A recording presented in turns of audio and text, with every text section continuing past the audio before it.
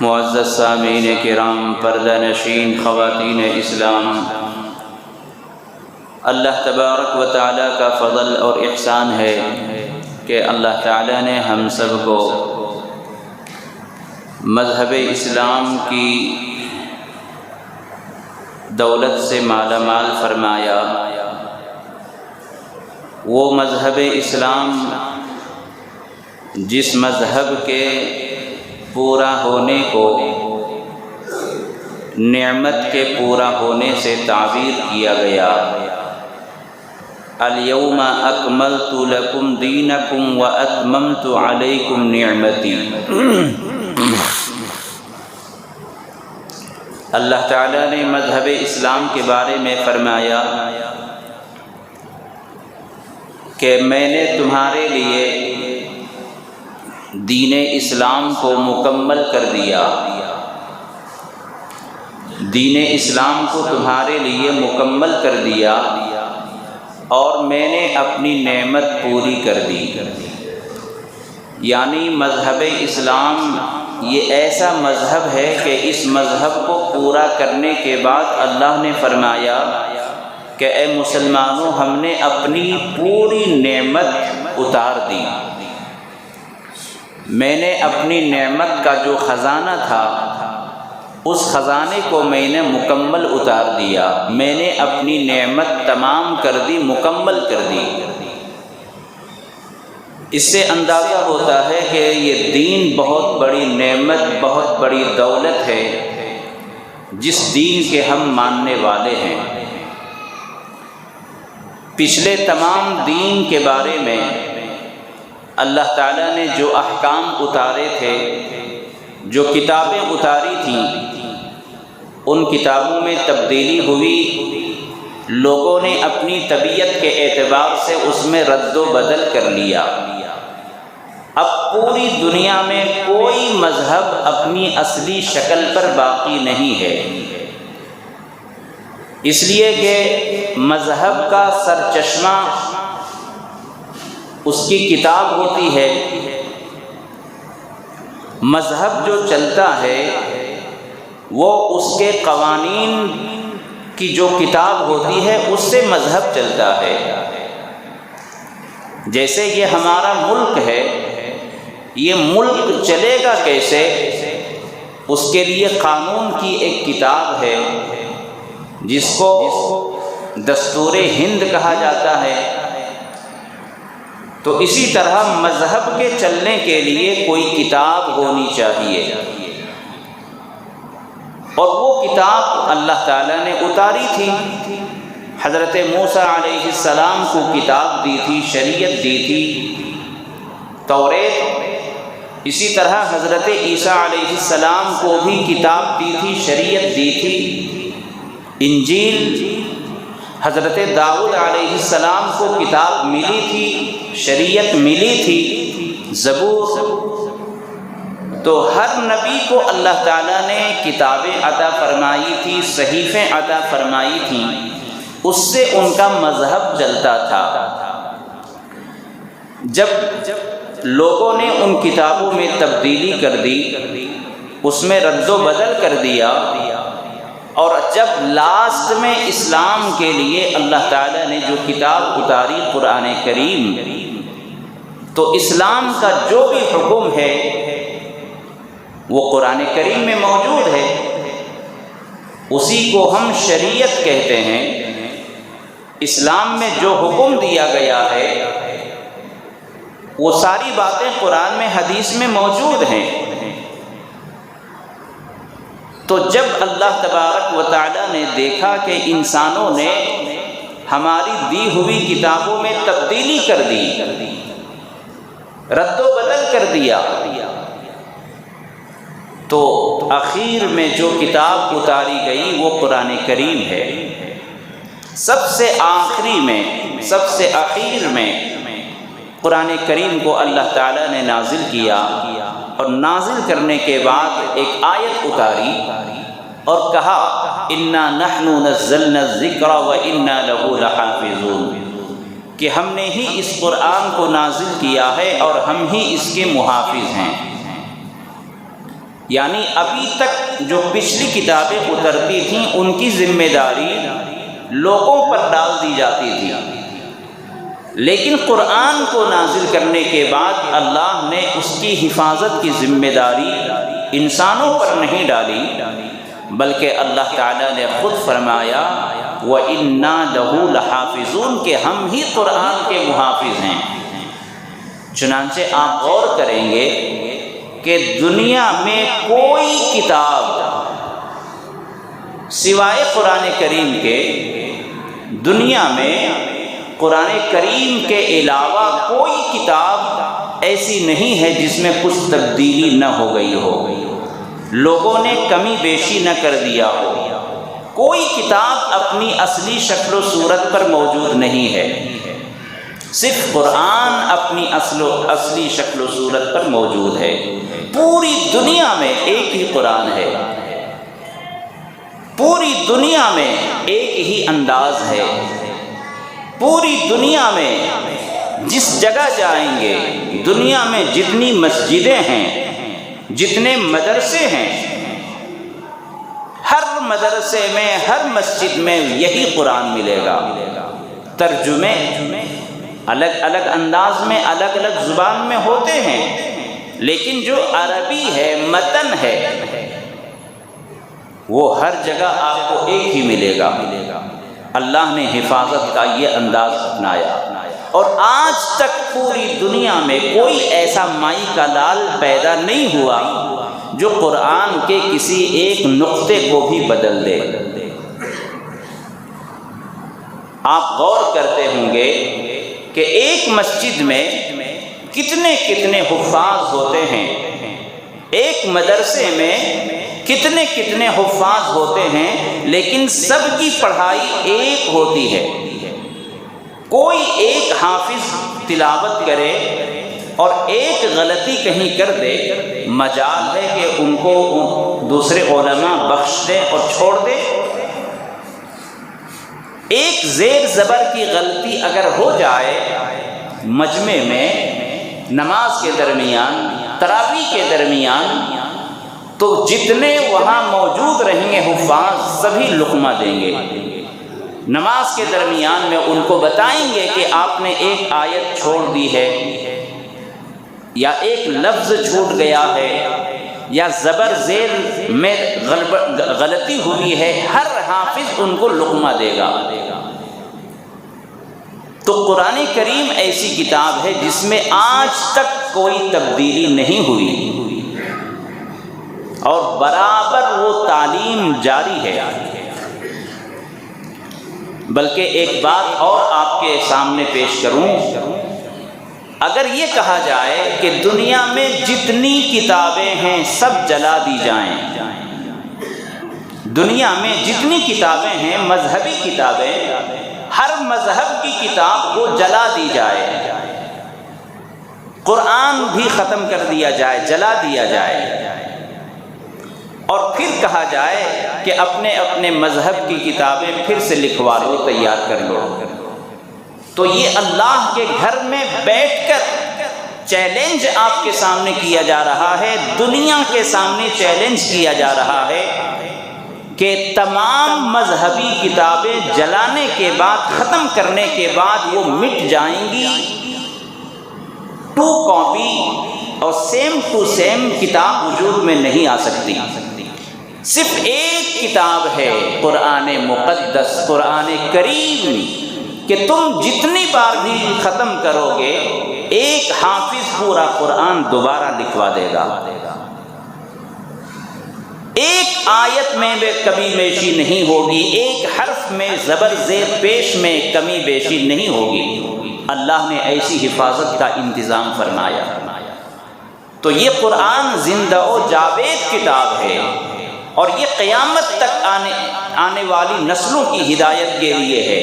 یہ مخصوص وقت کے لیے، مخصوص زمانے کے لیے، مخصوص جگہ کے لیے نہیں، بلکہ یہ عالم کے لیے ہے، پوری دنیا کے لیے ہے۔ اور ہر سال مدرسے میں، آپ پوری دنیا میں مدرسوں کا سروے کریں، پوری دنیا میں کتنے مدرسے ہوں گے؟ آپ صرف ہندوستان کے اندر دیکھ لیں کتنے مدرسے ہیں، ہر مدرسے میں صبح سے شام تک اسی قرآن کی تعلیم ہوتی ہے، اور ہر سال مدرسے میں کتنے حفاظ فارغ ہوتے ہیں۔ ان حفاظ کا کام کیا ہے؟ قرآن کی حفاظت۔ ان علماء کا کام کیا ہے؟ قرآن کی تعلیم کو عام کرنا، قرآن کے پیغام کو عام کرنا، اللہ کے پیغام کو آپ کے سامنے پیش کرنا۔ بھلا کسی طرح سے یہ قرآن مٹ سکتا ہے؟ یہ چراغ پھونکوں سے بجھایا نہ جائے گا۔ یریدون لیطفئوا نور اللہ بافواہہم، یہ کفار و مشرکین چاہتے ہیں کہ اسلام کے چراغ کو پھونکوں سے بجھا دیں۔ واللہ متم نورہ ولو کرہ الکافرون، اللہ اسلام کے چراغ کو مکمل کر کے رہے گا اگرچہ یہ کفار و مشرکین کے پیٹ میں درد ہو۔ تو قرآن کبھی خطرے میں نہیں رہا۔ قرآن کو جس زمانے میں بدنام کرنے کی کوشش کی، جلانے کی کوشش کی، اللہ کا فضل ہے اس زمانے میں قرآن اور ترقی پہ، عروج پہ پہنچا ہے۔ ابھی سویڈن ملک میں آپ نے دیکھا ہوگا کہ ایک کم بخت نے قرآن کو جلایا، نعوذ باللہ، اور ایسی شرمناک حرکت اس نے کی ہے کہ ایک صاحب ایمان اس کو دیکھ نہیں سکتا۔ سرکار کی نگرانی میں قانون کے ساتھ اس نے قرآن کو جلایا، نعوذ باللہ۔ قرآن کو تم کتنا ہی جلاؤ گے، تم آسمان پر تھوکو گے وہ تھوک تمہارے منہ پر پڑے گا۔ قرآن کا کوئی نقصان نہیں ہے، قرآن تو ہمارے سینوں میں محفوظ ہے، قرآن تو ہمارے دل و دماغ میں ہے، ہماری زندگی میں ہے۔ کسی کے قرآن جلانے سے، کسی کے قرآن کے اوراق کو پھاڑنے سے کیا یہ قرآن ختم ہو جائے گا؟ تمہارا تھوک تمہارے منہ پر پڑے گا، تمہارا تھوک آسمان پر نہیں پہنچے گا، وہ تھوک واپس تمہارے منہ پر، چہرے پر پڑے گا۔ تو یہ قرآن کریم اللہ تعالیٰ کی آخری کتاب ہے، اور اس قرآن کا محافظ اللہ ہے۔ اسلام نہ کبھی کم ہوا ہے، نہ قیامت تک کم ہوگا۔ شرط ہے مسلمانوں، تم کھڑے ہو جاؤ، اسلام کے لیے کھڑے ہو جاؤ، اسلام کے لیے، عمل کے لیے تیار ہو جاؤ۔ اسلام اگر ہماری زندگی میں آ جائے تو کون ہے جو ہمارے اسلام کو نقصان پہنچا سکتا ہے؟ کون ہے جو میرے قرآن کا نقصان پہنچا سکتا ہے؟ تم ہی نہ چاہو تو بہانے ہزار ہیں۔ اگر مسلمان قرآن کا انکار کر دیں، نعوذ باللہ، قرآن کا اپنی زندگی سے نکال دیں، قرآن پر عمل نہ کریں، تو پھر اس کے لیے خطرہ ہی ہے۔ اگر قرآن تمہاری زندگی سے نکل گیا، زندگی میں اسلام نہیں رہا، تو ہمیں ان سے مقابلہ کرنے سے پہلے تم سے مقابلہ کرنا پڑے گا۔ دشمنوں سے پہلے ہمیں اپنوں سے نمٹنا پڑے گا۔ جب آقا صلی اللہ علیہ وسلم اس دنیا سے تشریف لے گئے تو آپ کے بعد حضرت ابو بکر صدیق رضی اللہ عنہ خلیفہ بنے۔ بہت نرم دل تھے حضرت ابو بکر صدیق رضی اللہ عنہ کا دل بہت نرم تھا، لیکن جب ذمہ داری آتی ہے، جب قوم کی باغ ڈور اور قوم کی امانت جب پاس میں آتی ہے تو اپنی ذمہ داری کا احساس کیسے ہوتا ہے؟ وہی حضرت ابو بکر صدیق رضی اللہ عنہ جو کل تک بہت نرم تھے، لیکن جب خلافت کی رسی آپ کے ہاتھ میں آئی، قوم کی امامت کی ذمہ داری آپ کے ہاتھ میں آئی، خلیفہ راشد بنے، امیر المومنین بنے، تو معلوم ہے آپ کا فرمان کیا تھا؟ اے لوگو، اگر کوئی زکوٰۃ میں اونٹ کے ساتھ اس کی نکیل بھی دیتا تھا، پہلے حضور کے زمانے میں مویشیوں میں زکوٰۃ وصولی جاتی تھی، تو اگر کوئی بندہ زکوٰۃ میں اونٹ کے ساتھ ساتھ اس کی رسی بھی دیتا تھا اور آج جب اللہ کے رسول اس دنیا سے پردہ فرما گئے اور میں خلیفہ بنا ہوں، تو کوئی اگر زکوٰۃ میں صرف اونٹ دے، رسی نہ دے، تو میں ان سے بھی جہاد کروں گا، میں ان سے لڑوں گا کہ تم آقا کے زمانے میں زکوٰۃ میں اونٹ رسی کے ساتھ دیا کرتے تھے، آج تم نے رسی کیوں روک لی؟ زکوٰۃ میں تم نے رسی کم کیوں دی؟ اتنی سی کمی کے لیے تیار نہ ہوئے۔ یہ تھی امانت، یہ تھی خلافت۔ اللہ کے رسول صلی اللہ علیہ وسلم کے دور میں جو ہوتا تھا وہ ہوگا۔ زکوٰۃ کون دیتا ہے؟ مسلمان ہی تو دیتے ہیں۔ تو مسلمانوں سے مخاطب ہو کر فرمایا اگر تم زکوٰۃ میں اونٹ رسی کے ساتھ دیا کرتے تھے تو آج بھی تمہیں رسی کے ساتھ دینا پڑے گا۔ اگر تم نے زکوٰۃ میں اونٹ تو دی، رسی نہیں دی، اور جو کمی ہو رہی ہے میں اس کے لیے تم سے لڑوں گا، تم سے تقاضا کروں گا۔ تو اتنی کمی بھی برداشت نہیں فرمائی۔ تو اگر قرآن تمہاری زندگی سے نکل جائے، اسلام تمہاری زندگی میں نہ رہے، تو پہلے ہمیں دشمنوں سے بعد میں نپٹنا ہے، پہلے تم سے نپٹیں گے۔ تم مسلم نما ہو، قرآن سے تمہارا تعلق نہیں، اسلام سے کوئی تعلق نہیں، تو تم سے کیا فائدہ ہے اسلام کو؟ تو قرآن یہ ابدی کتاب ہے، قیامت تک یہ قرآن باقی رہے گا، اور اسلام کا سرچشمہ قرآن ہے۔ قرآنی آیات سے اسلامی احکامات مرتب ہوئے ہیں، احادیث سے اسلام کے احکام مرتب ہوئے ہیں۔ تو ہمارے لیے اللہ تبارک و تعالی نے جو اسلام، مذہب اسلام کو جو چنا ہے وہ بہت بڑی نعمت ہے۔ الیوم اکملت لکم دینکم واتممت علیکم نعمتی ورضیت لکم الاسلام دینا۔ اے بندو، ہم نے تمہارے لیے دین کو مکمل کر دیا ہے اور اپنی نعمت کو پورا کر دیا ہے، اور تمہارے لیے مذہب اسلام کو میں نے پسند کر لیا ہے۔ سبحان اللہ، اتنی بڑی بشارت ہے اس کے اندر۔ تو اسلام اللہ کا پسندیدہ اسلام مذہب ہے جو ہمارے لیے اللہ نے منتخب فرمایا ہے۔ میرے دوستو، جہاں دولت ہوتی ہے چور کی نگاہ وہیں پڑتی ہے۔ جس گھر میں خزانہ ہوتا ہے آپ دیکھتے ہوں گے کہ چور کسی کے گھر میں جا کر کہاں کہاں وہ توڑتا ہے، توڑ پھوڑ کہاں مچاتا ہے۔ کیا چپل رکھنے کی جگہ پہ اس کی نگاہ جاتی ہے؟ نہیں، بیرو کو کھولتا ہے، بیرو میں جو لاکر ہوتا ہے اس کو کھولتا ہے، توڑتا ہے۔ جہاں خزانہ رکھا ہوتا ہے، جہاں جیولری، سونے چاندی اور پیسے رکھے جاتے ہیں، وہاں توڑا جاتا ہے۔ تو چور وہاں توڑتا ہے، وہاں دھماکہ کرتا ہے جہاں خزانہ ہو۔ تو آج پوری دنیا میں سب سے قیمتی خزانہ کس قوم کے پاس ہے؟ سب سے قیمتی خزانہ اگر کسی کے پاس ہے تو وہ امت محمدیہ ہے، وہ مسلمان ہے۔ اسلام جیسا قیمتی خزانہ کسی کے پاس نہیں ہے، قرآن جیسا عظیم خزانہ کسی کے پاس نہیں ہے۔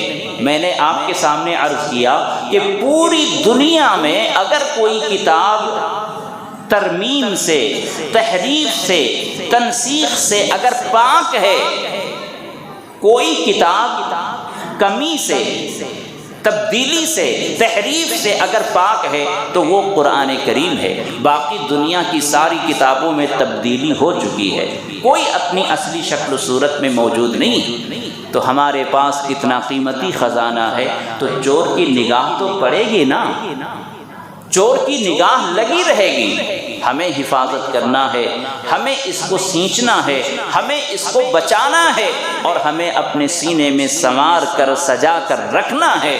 انشاءاللہ دولت تجوری میں بند رکھی جاتی ہے، خزانہ الماریوں میں، لاکر میں بند رکھا جاتا ہے، چوری ہو جاتا ہے۔ ہمارا قرآن تو ایسے لاکر میں ہے اور ایسی محفوظ جگہ پہ ہے جہاں کسی کی نگاہ بھی نہیں جا سکتی۔ وہ ہے ہمارا سینہ، وہ ہے ہماری زندگی۔ تم اگر اسلام پر عمل کرنا چاہو، اللہ کی قسم تجھے کوئی روک نہیں سکتا۔ اسلام پر تم عمل کرنا چاہو تمہیں کوئی عمل نہیں کر سکتا، شرط یہ ہے کہ ہمیں اسلام سے محبت ہو، زبردستی کوئی عمل نہیں کرا سکتا، نہ کر سکتا ہے، محبت ہی سے اسلام اور قرآن پر آپ عمل کر سکتے ہیں۔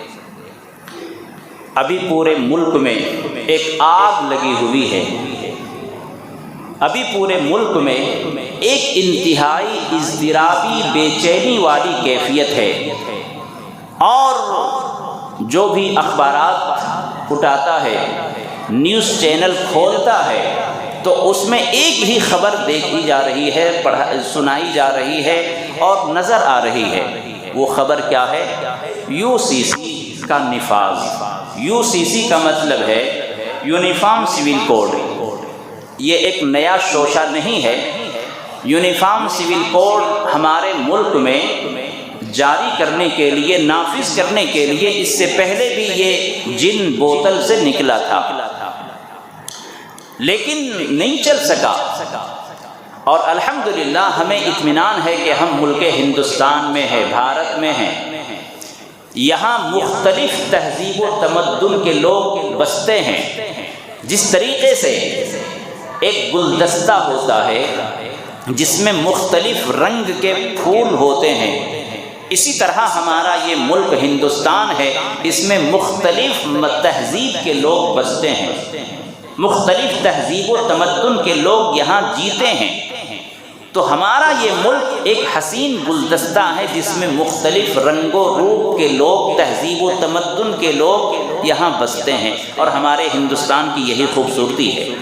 یہاں ایک طرف اگر مسجد سے اذان کی آواز گونجتی ہے تو دوسری طرف مندروں سے بھجن کی آواز گونجتی ہے، ایک طرف گرودوارے سے ان کے عبادت کے طریقے کی آواز آتی ہے، تو دوسری طرف ان کے چرچوں سے، گرجا گھروں سے ان کی عبادت کی آواز آتی ہے۔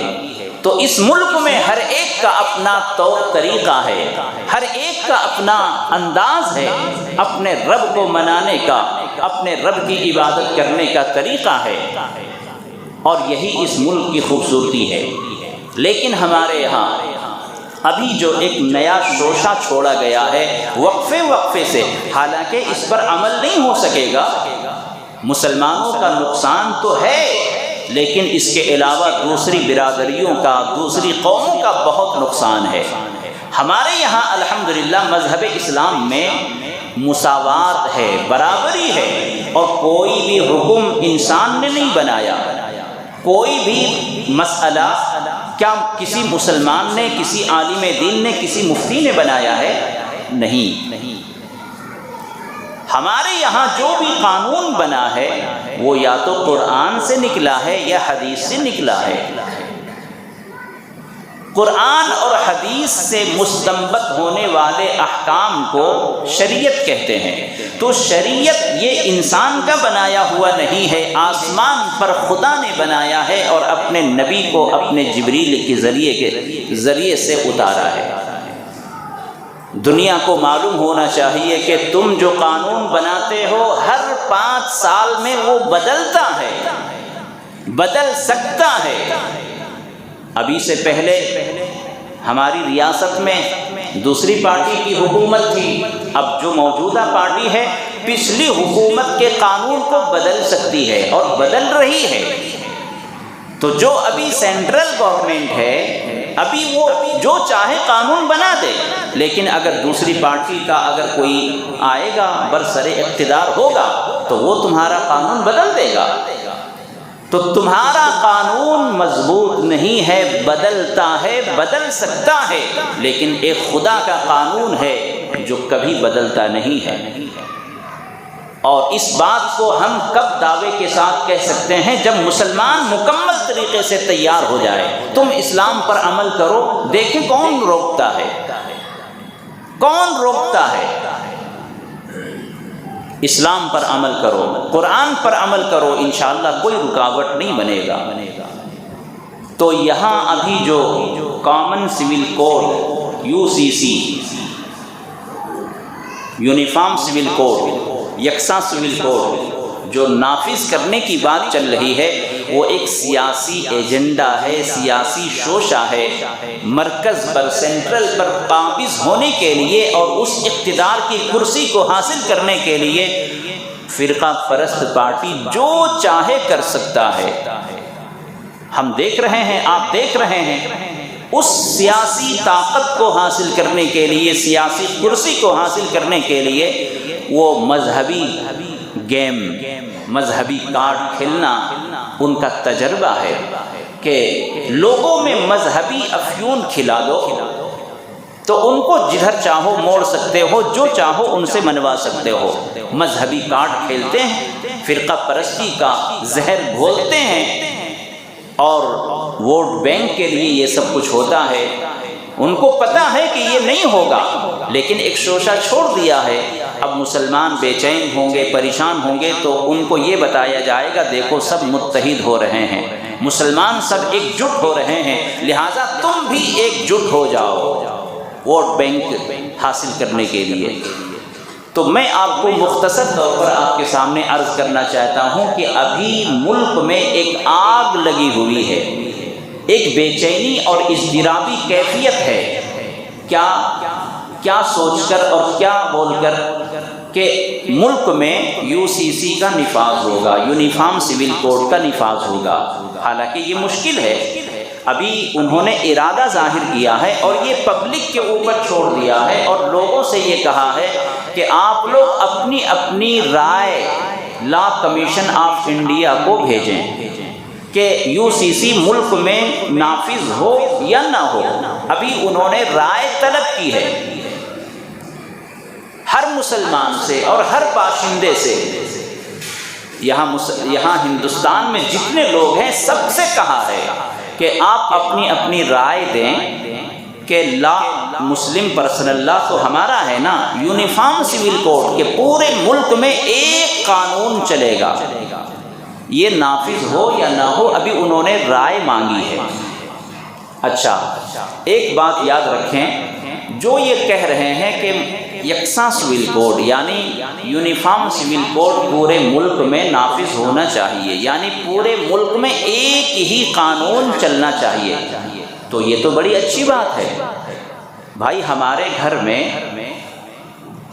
ایک پروگرام کے اندر جناب PM صاحب انہوں نے لوگوں سے خطاب کیا ہے اور یہی مثال دی ہے، اور کیا کہا، بھائی ہمارے گھر میں ایک ہی قانون چلتا ہے نا، ایک گھر میں دو قانون نہیں چلتا، گھر کے اندر جتنے ممبر ہیں وہ ایک قانون کو فالو کرتے ہیں، تو ہمارا ملک ایک گھر کی طرح ہے، جتنے لوگ یہاں بستے ہیں وہ فیملی ممبر کی طرح ہیں، تو پورے ملک میں ایک قانون چلنا چاہیے کہ نہیں، وہ لوگوں سے سوال کرتا ہے۔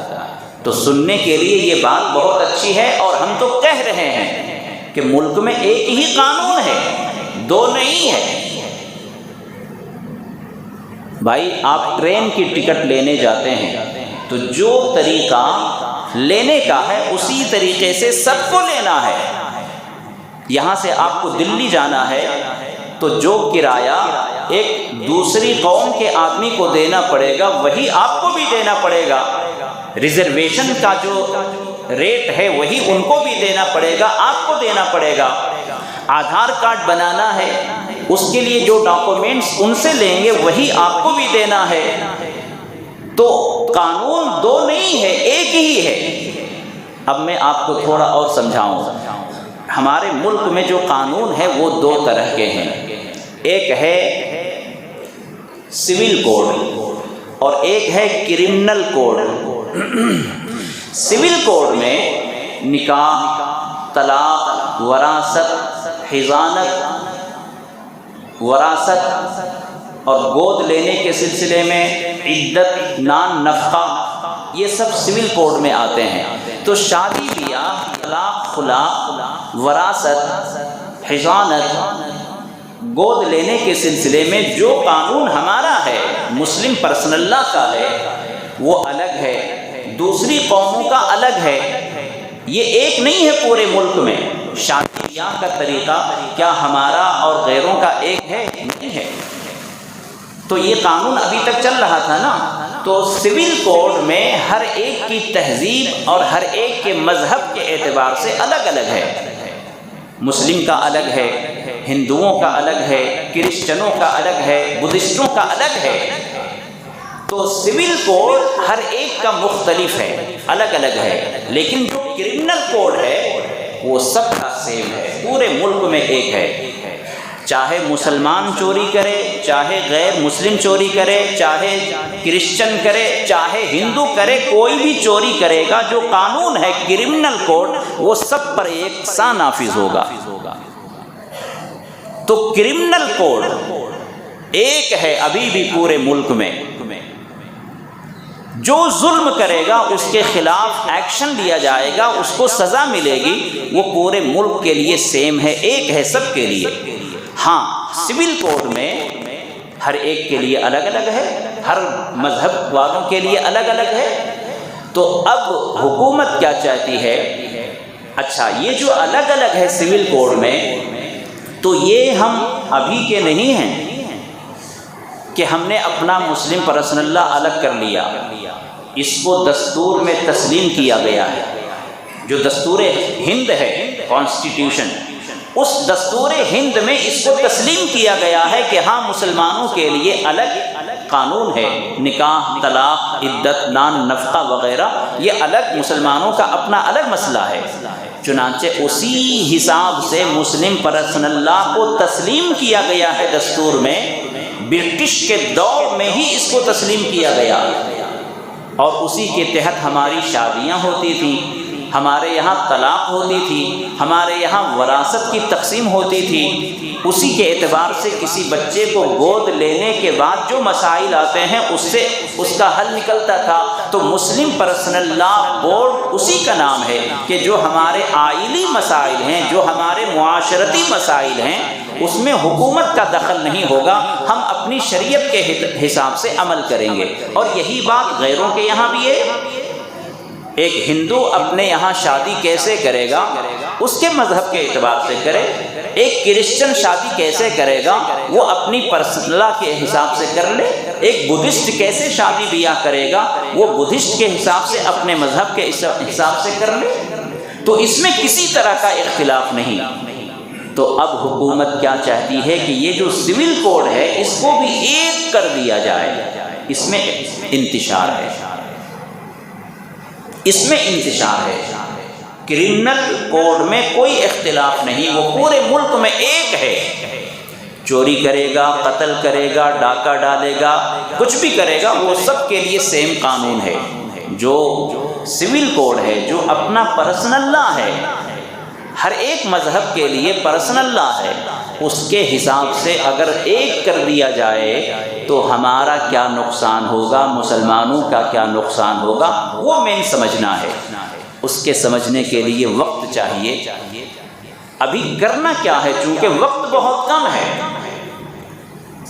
Commission law commission of India نے ہم سے اور آپ سے طلب کیا ہے کہ اپنی اپنی رائے دو کہ یہاں یکساں سول کوڈ چل سکتا ہے یا نہیں، آپ کو پسند ہے یا نہیں؟ کامن سول کوڈ یہاں چلنا چاہیے یا نہیں؟ تو آپ کیا چاہتے ہیں؟ آپ چاہتے ہیں کہ قرآن کی کچھ آیتوں کا انکار ہو جائے؟ کیا آپ چاہتے ہیں اسلام کے احکام کو ختم کر دیا جائے؟ میں سمجھتا ہوں کہ پوری دنیا میں ایک مسلمان بھی اس پر راضی نہیں ہے۔ ہاں ظالم و جابر کے تسلط سے، زبردستی سے، لاٹھی ڈنڈے اور فوج کے دباؤ سے مسلمان مجبور ہو جاتا ہے، ورنہ ایک مسلمان کی جان سے زیادہ عزیز ہے اسلام اور قرآن، اللہ اور رسول کی محبت، کوئی گوارا نہیں کر سکتا۔ تو میرے دوستو، ہم جس ملک میں رہتے ہیں یہاں اقتدار ہمارے ہاتھ میں نہیں ہے، کرسی ہمارے ہاتھ میں نہیں ہے، فوج کی طاقت ہمارے پاس نہیں ہے، قوت منفذہ ہمارے ہاتھ میں نہیں ہے۔ ہمیں یہاں شریعت کو بھی دیکھنا ہے، ملکی قوانین کو بھی دیکھنا ہے، لیکن جو آگ لگی ہے اس آگ کو بجھانے کے لیے ہم میں سے ہر ایک کو کوشش کرنا ضروری ہے۔ بزدل بن جانا ہر اعتبار سے یہ مسلمان کا شیوا نہیں ہے۔ جتنی طاقت ہو آپ کو، جہاں قلم کی طاقت لگے قلم کا استعمال کرو، جہاں پیسے سے لڑنے کی ضرورت پڑے پیسہ لگاؤ۔ وہ دولت تمہارے کسی کے کام کے نہیں کہ تمہارے بازو سے اسلام کا ایک حصہ کٹ جائے، تمہاری ذات سے اسلام کا ایک حصہ نکل جائے، وہ تمہاری دولت کسی کام کی نہیں آئے گی۔ ارے پرندے سے تو سبق حاصل کرو۔ جب حضرت ابراہیم علیہ السلام کو نارے نمرود میں ڈالا جا رہا تھا، حضرت ابراہیم علیہ السلام کو نمرود کی آگ میں ڈالا جا رہا ہے، تو ایک پرندہ اپنی چونچ میں پانی کے چند قطرے لے کر جا رہا ہے۔ دوسرے پرندوں نے پوچھا بہت تیزی سے جا رہے ہو، کہاں کا ارادہ ہے؟ تو اس پرندے نے کہا تجھے معلوم نہیں، آج اللہ کے دوست ابراہیم خلیل اللہ کو نمرود کی آگ میں ڈالا جائے گا، ڈالا جا رہا ہے، ہم ان کی آگ کو بجھانے جا رہے ہیں۔ سبحان اللہ۔ کہنے والے نے کہا کہ اے پرندے تمہارے چند قطرے سے وہ کیا آگ بجھ جائے گی؟ اس پرندے نے جو جواب دیا ہے، مسلمانوں تم اپنے سینے پر یہ جواب لکھ لو۔